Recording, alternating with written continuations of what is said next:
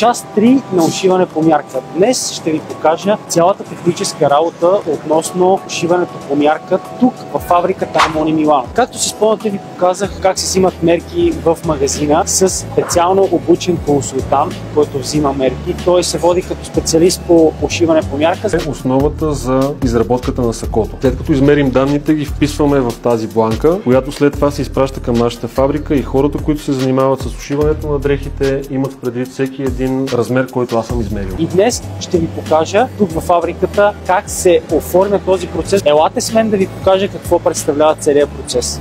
Нека да ви покажа как се правят нещата. Сега, знаете, математиката е във всичко. И тук тя е много важна, защото всичко започва с стартирането на взимане мерки в бутика. Консултанта взима мерки и записва в ето тази бланка различните детайли. Дава мостра 52 да се облече от клиента. След това имаме дължината на сакото, също с 3 см се отнема, за да може да му бъде точно сакото на дължина. След това избира се плат ето тук в тази част от производителя на платове и се добавя хастар, който вече дали ще бъде еднакъв както тук монохром, винаги хастар от вискоза, и се добави или едноцветен или контрастен, вече в зависимост от клиентът как е избрал. Тук може да видите вече пристигнал плата, който е специално поръчен за клиента с производителя, който дава този плат, специално за Амони Милано, и хората, които са от конструктивния отдел, ще оформят първо на компютър какви ще бъдат частите и кройките на сакото и за панталона. След това вече ще го пуснат плата, специално направения плат за клиента, той да мине през различните отдели, които ще го изработят, ще го нарежат, машините ще се включат и хората също ще се включат, за да могат да го направят, да излезне готов продукт за клиента. Така че сега ще ви заведа в офиса, където се крои продукта,